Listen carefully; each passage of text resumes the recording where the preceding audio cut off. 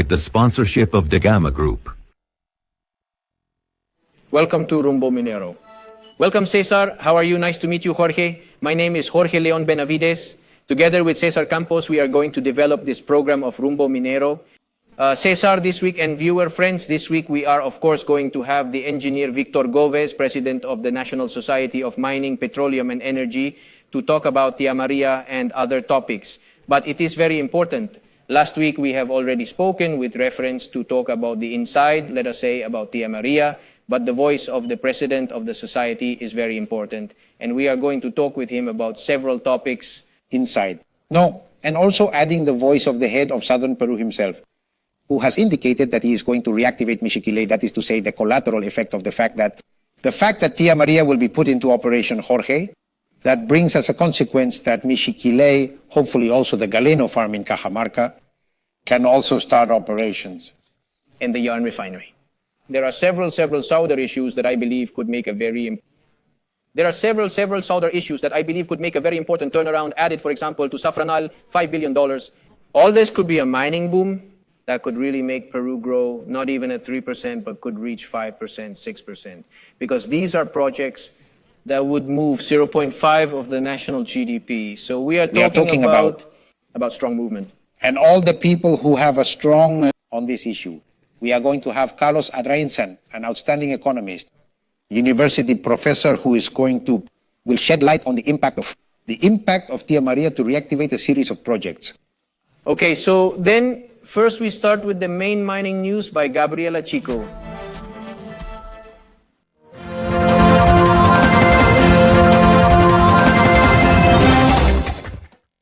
Thank you, Jorge. These are the main mining news of the week.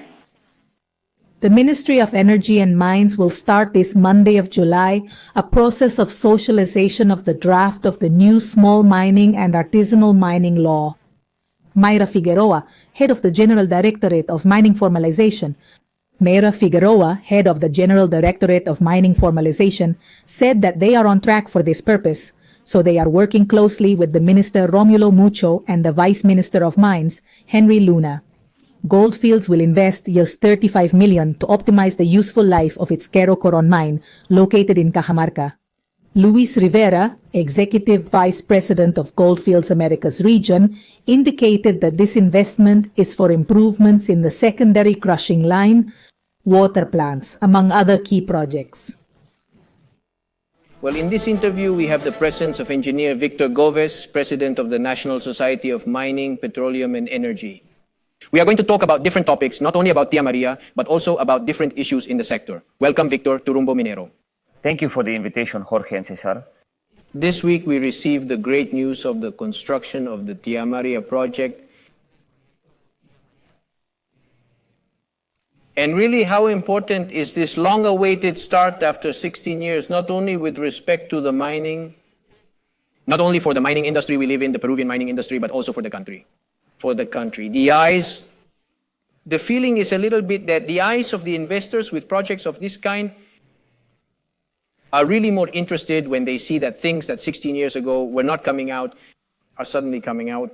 Yes, it is very good news, as you say, and it reveals that it is possible, and that is the great message, that it is possible through dialogue to reach agreements, and that it is possible to achieve that the attribute of a project such as Tía María is positively felt by the bulk of the population. It is also important to remember that it is a project that has all the environmental licenses and all the construction permits, both granted by the Peruvian state, and that reveals that beyond the opinion of one person or another, these are very formal projects that have complied with all the legal requirements. In addition, you have pointed out something very important, which is not only the trigger for optimism of new mining investments, but the characteristics of the work itself, the extraction that is going to be carried out in open pits with the copper it will produce. Tía María will not represent any problem for water resources. Because Tía María has also committed, or Saul has committed, to build the dam in the Valle del Valle, to build the dam in the Tamo Valley, Del Tamo Valley. It seems, as the former Minister of Economy, David Tuesta, says, that the stars are aligning, because the high price of copper, the startup of Tía María, plus the promotion of replacement projects and new deposits, will give special characteristics to this stage of development for Peru. In general, you agree with this vision, that in reality the stars are aligning. And things may turn out well. Yes, that's right, Cesar. Let me talk a little bit about the Tía María project. As you rightly say, they are going to build a Pelticher dam. It is a dam that is going to allow regulating of 80 million cubic meters, and of those 80 million cubic meters, less than 20% will be required for the project. That is to say, it has a very clear benefit, the benefit of the Tambo Valley. It will allow the Tambo Valley to expand the agricultural frontier and will allow it to have a higher quality and variety of production than it has today. And that is a little bit the example of how the synergy, the positive aspect of a copper mining investment in the environment where it operates. Now, last week we heard from Vice Minister Henry Luna about the details of the work that the government and the mining, between the government and the mining company, with the population listening to their demands. Many mayors have also received them here at the Ministry of Energy and Mines to listen to their demands. One of them was that they should help the mining company a little with the water issue. Do you believe, Victor, that this is an example that the government, the mining company, and the population can reach an agreement? Because it was not an easy task. Undoubtedly, as you say, it is an example of what is possible. Clearly, a mining project brings benefit only to the investor, it brings benefit to everyone. First of all, the state, which will receive 30% income tax, a state that in turn will benefit because all those workers will also be taxed, and because the surrounding economy will benefit as a catalyst, and because the surrounding economy will be catalyzed. Not only direct local employment, but also indirect employment. A mining activity of this dimension will catapult the development of commerce, transportation, hotels, food services. It is a number of activities that will benefit. We are talking about thousands of people that will be hired in the area, right? That's right. In the construction stage, more than 5,000 people will be hired. And when it enters into production, I would estimate that it will drop by half, at least, to 2,500 people. That is direct employment. Indirect employment, which is very well estimated by the Institute of Economic Programs, is 8 points, 8 times that number. How can we not congratulate ourselves for the fact that through dialogue, undoubtedly with great effort from private enterprise, but with the participation of the central government and local authorities and leaders, this is being achieved. And this makes us... Sorry, Cesar, this would lead us to think that there are other projects that need to be dusted off that really, many times, are very difficult to pronounce, such as Conga, as well as other projects in Cajamarca. There are also several stalled projects in a city that is not doing well economically. That's right. As we were saying, it is a good example that it is possible, isn't it? In spite of the difficulties I had in the past, to understand the attributes of the project and to understand that we all benefit from the development of formal mining in Cajamarca with the development of formal mining. And not forgetting that you are president of the National Mining Society, but also of Petroleum and Energy, I wanted your opinion on all the announcements and implementation being made by the new board of directors chaired by Oliver Stark around the state-owned oil company Petroperu. It is also very important, the positive climate that has been generated, because at last someone is taking the bull by the horns and above all announcing decisions that apparently, although drastic, are important in order to clean up Petroperu somewhat. However, we know from what the experts also point out that it will not be enough to get rid of the physical assets they now have, but also of a restructuring plan that Stark has promised at least. Stark has promised to complete at least 1 year of the company. I agree with your comment, Cesar Donai. I think that the message and the actions that have been taken are good, but not enough. The magnitude of Petroperu's financial burden is very large, and it is necessary to restructure, let's say, the organization. It has to be a simpler decision with fewer people. It is a difficult decision for sure, but one that has been taken in the past. In the 90s, when the public companies were privatized, something similar had to be done. Companies were privatized, something similar had to be done. There will have to be a labor reconversion plan for the necessary cases, or there will be an early retirement for the others. This is something we all have to understand. We have let a labor force get out of control. And the second thing that is going to be required, I agree, is a company that is going to need to capitalize. That is, it has to reduce that debt, and that debt is reduced by capitalizing, by putting in fresh money. And it is very likely that this fresh money will be required from funds from private organizations. They are not going to take the majority, but we are going to have a company with public and private capital. And that is another example of institutional maturity that we could achieve, to achieve in that way a much more, let's say it this way, much more professional, less politicized governance of the company. And it will cure us against mistakes we have made in the past. Now, Victor, we have the issue of the reinfo that has been extended for 12 years. Last week, Vice Minister Henry Luna was also here talking about the fact that there have not been the expected results in percentage. It is minimal what has been formalized. He also talked about an ASM plan, but on the other hand, we are seeing that in Congress, in addition to some congressmen denounced because their campaigns were paid for by illegal miners, they want to approve again the reinfo issue. There is a little bit tied up in the hands, so present in a very interesting ASM, it is also a little bit tied up in a very interesting ASM. Very interesting, the ministry is also a little tied up because the Congress is not really thinking about what is needed. What is your opinion on all these issues? Thank you for the question, because it is a matter of concern. Just as I think it is good news about Tía María, it is good news the right decisions that Petroperu's board of directors is taking. On the issue of the formalization of gold mining, we have to be aware that we have to look for a definitive solution, a solution that avoids criminality, the illegality that is accompanying it. That is why from the mining society we have asked for traceability. And traceability is a commitment of the public sector and also of the private sector. As I have said on other occasions, without explosives there would not be this activity. We have to have full traceability of the use of explosives. Without beneficiation plants that do not have mines and that do not correctly declare their production level, there would not be this activity. Without traceability, finally, in the use of additional chemical inputs or in the handling of funds that are finally banked, there would not be this activity. Does all this have to be in the ASM law? I believe that yes, the ASM law has to be accompanied by a concept of traceability. The concept of traceability will allow us, as they say, to separate the lime, achieve the basic problem, to know who are the final beneficiaries of this activity,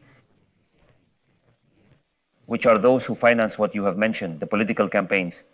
The congressman should wait until the ASM law is presented, which is soon, and make a decision, not to do things in a hurry. Right? What we hope, is that an extension of the reinfo is not approved in the permanent committee, that there is a debate, the reinfo still expires in December of this year, and that there is a debate in which all interested parties participate and that we can achieve a better understanding of the situation. All the interested parties, and that we manage to build a consensual solution. To make approvals between the clock and midnight would be to play against the country. Thank you very much for being on Rumbo Minero, as always. You have been the president of the National Society of Mining, Petroleum and Energy, always with a good analysis of the issues that are being discussed in the country. Good analysis on the issues that are in BOA at the moment. Thank you, Victor. Thanks to you. Next, we are going to listen to Gabriela Chicoma with Expomina. Go ahead, Gabriela. Thank you very much. Expomina Peru from September 11th to 13th, 2024 will be chaired by Luis Rivera, Executive Vice President of Golfis Las Americas. Highlight your brand through the different sponsorships we offer at Expomina Peru. Networking opportunities, participation in exclusive activities, promotion in the media, among other important benefits. For more information, visit our website, www.expominaperu.com. Well, we now meet with the Dean of the Faculty of Economics of the UPC, a prominent economist, of course, Adrian C. Carlos. Welcome to Rumbo Minero. I am honored to be with you. Let's talk a little bit about unlocking Peru's mining potential a little bit about Tía María and the other projects that are already being talked about. To begin with, we are going to talk about the International Monetary Fund, which maintained in the year of the year of the year of the year of the year its projection on the growth of the Peruvian economy for the year of the year of the year of the year of the year of the year. It is worth noting that at the beginning of the year, it was estimated at a rate of 2.7. The International Monetary Fund's estimate is far from the 3.1 projected by the Ministry of Economy and Finance and by the Central Bank of Reserves, who even state that the rate is biased towards a higher growth rate, that the rate has an upward bias. The World Bank, for its part, points to a 2.7 and City Research to a 2.7. 2.7 and City Research to 2.4. Explain to us a little bit about all this so that we Peruvians can know if really, because also after Tía María and after Tía María Sauter, you are also talking about other projects. Explain to us a little bit about where we should walk. First of all, some of my friends say that I am a bit blunt. I say what I find blunt. I say what I find. And the truth is that I do try to do that in order to be useful. Look, that year's growth may be closer to what the Ministry of Economy and the Central Bank say than what a gentleman who lives comfortably in Washington says, and projects with an Excel sheet, not without detracting from another projection. Therefore, growth may approach 3%, and that is a marvel in comparison to the phase in which a group close to Sendero Luminoso came to power a few months ago with Castillo. So Mrs. Dina Boluarte, with all her shadows, has a bonus of positivism, and this has implied a growth of 3%, which is a mediocre growth which does not reach the majority. A robust growth, a recovery, as Cesar Campos would like, implies a 7% growth above the population and sustained. This will have a positive impact on the population. Now, so that people say the thing started. Look, any growth tends to keep poverty from starting to enervate. The leftist governments in the last 10 years, because they are leftist governments from Hummel onwards, they managed to make growth vanish and poverty resurface. That is their recipe. They need poor people. So, investment collapsed, as was predictable. Economic growth fell, poverty rebounded, and what has been achieved with Dina Boluarte is to have some hope that they will take decisive actions, that they will take decisive action in the right direction and mining investment. Fundamentally, because it is emblematic, foreign, move the whole economy, and we return to growth and reduce poverty. Very interesting what you say, Carlos, that somehow there is a return to hope. But there has been a lot of criticism since Michael Porter came here in the year 2009. You remember here, in the middle of the government, and the economic boom that Alain Garcia's administration brought about, to tell us things that for me were always fundamental. If we did not improve democratic institutions, the health issue, the security issue, the education issue, the infrastructure, we haven't had a competitiveness plan until 10 years later, which was launched almost like a poem by Mr. Martin Vizcarra, but he never implemented it. So how can we combine the impact that now has, for example, Tía María, and this expectation, this hope that you have said, that has been awakened in terms of... Nobody recovers without a diagnosis. There can be many diagnoses for all tastes, for all prices, but there is only one diagnosis that saves you.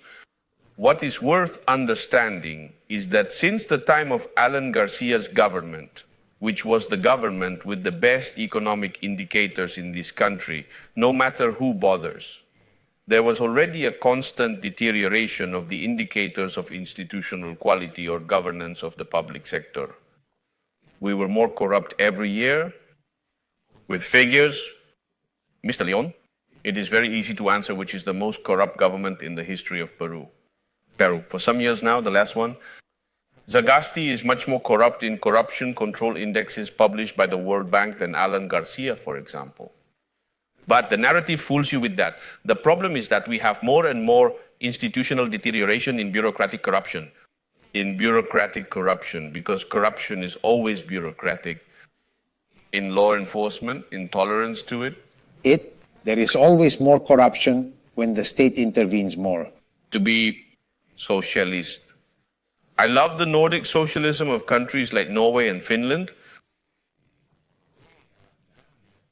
where the state is huge, but the political freedom and economic freedom of its inhabitants is the highest on the planet.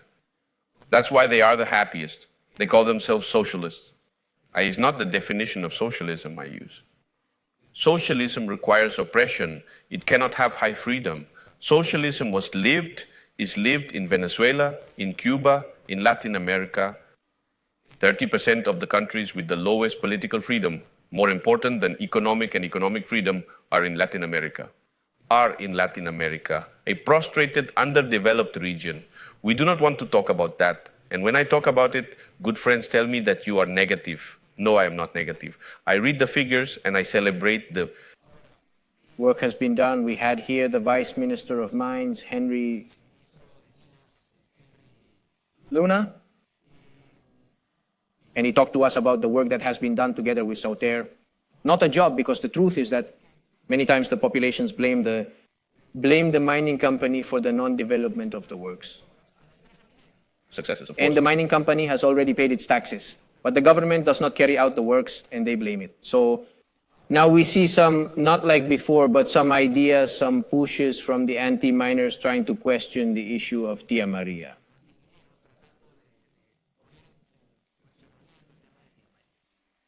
At this moment, the way things are, what would be your recommendation so as not to make the same mistakes towards the government and the company with respect to the communities? There is going to be a dam, which is very important, that is going to provide 70% of the water to the Tambo Valley. Water to the Tambo Valley, which is going to be more quantity of water and more quality of water. There are two businesses in the valley, the mining business, the agricultural business, private business, commerce, but there is also the anti-mining business. And the first thing I would consider is how much money is there to finance destructive activities. It is as clear as that. In other words, the anti-miners, or those who protest, do not do it for free. They are like economics professors. They have families. They have to receive money. Then I would have to visualize, well, how much the henhouse is being stirred up and where that money is coming from. Because that often brings enormous damage to society. Secondly, it is important that investment anywhere in Peru is a respectful investment. Even in Shanghai, I got the name wrong.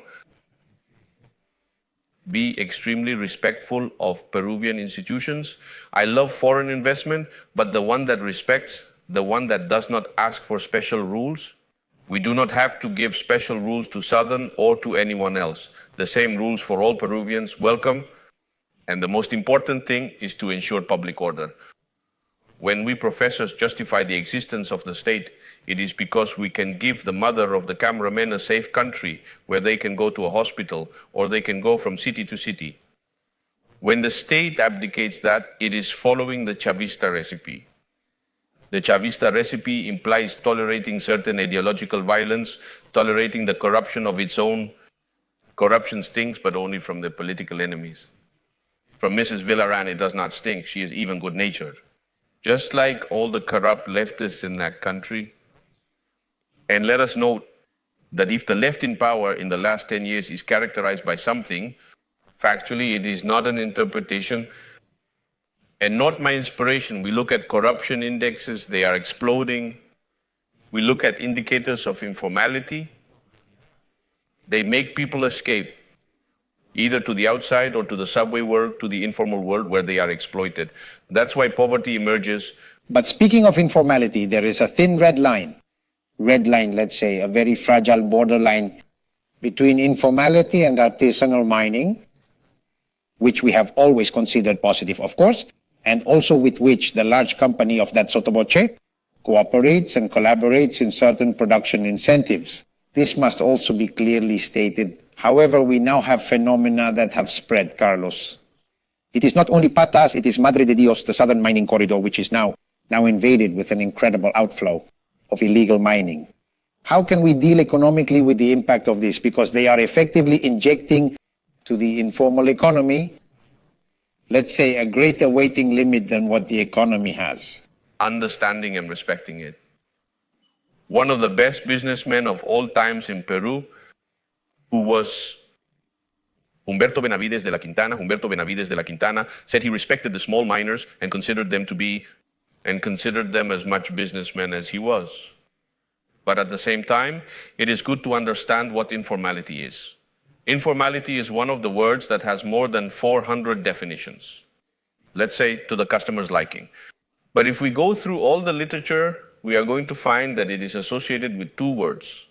The first one is non-compliance, tolerance of non-compliance, which is a neo-Marxist value. And the second is exclusion. The one who is no longer formal does not have the benefits of formality. So if we look carefully at the word informality, not with the 10,000 definitions that they give us to deceive us, informality implies precisely the corruption of the bureaucrat. Informality has a seal, non-compliance with the law. Informality has a seal, the tolerance to certain violence that wants to break the law. None of this can happen. We need to confront informality with the law, with an intelligent law, with a law that does not exclude, with a police force that offers public order and that allows the informal and legal, the one who is not in violation of the law, the one who is not in violation of the law, the informal and legal, the one that escapes from state rationality, that state that does not provide good services.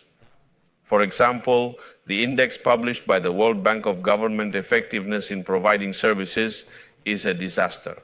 With leftist governments, it has fallen to the floor. They create conditions for protest, for people to protest with reason. And we do not discuss the figures because they are not opinions. We have to give a modern state, a state that does not suffocate, that the micro and small businessman or the illegal miner knows that he can't pollute, that he can't use children, that he cannot use children, that he has to respect Peruvian law, that he has to pay taxes, but at the same time, that he receives a decent state service and that he associates, for example, the Tía María Project with a clean project to a project of decent people like most Peruvian miners. Okay, very good. It was Carlos Adrianzén, economist from the economics faculty of the UPC University. Thank you very much for being with us on your program. Well, we are now going to talk about Rumbo Minero. Rumbo Minero is the official magazine of Expomina and also one of the most important magazines in the world. If you want to download the magazine every 45 days, you can go to www.rumbominero.com and download it every 45 days. Our large amount of information, more than 400 pages on average, so we invite you to be part of our magazine and download it. Thank you, Cesar.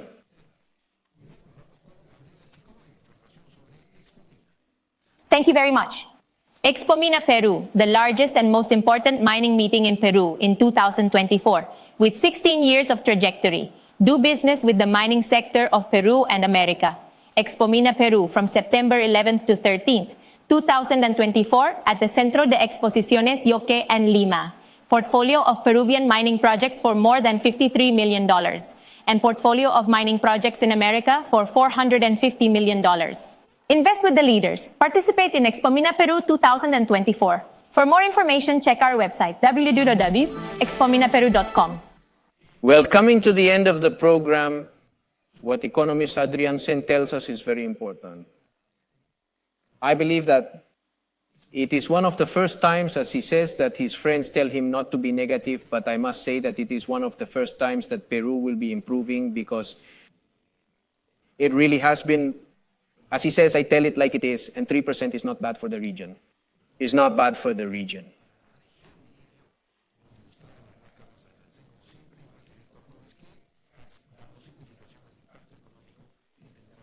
And what we have to do with illegal mining, I think it is time to start talking. All right.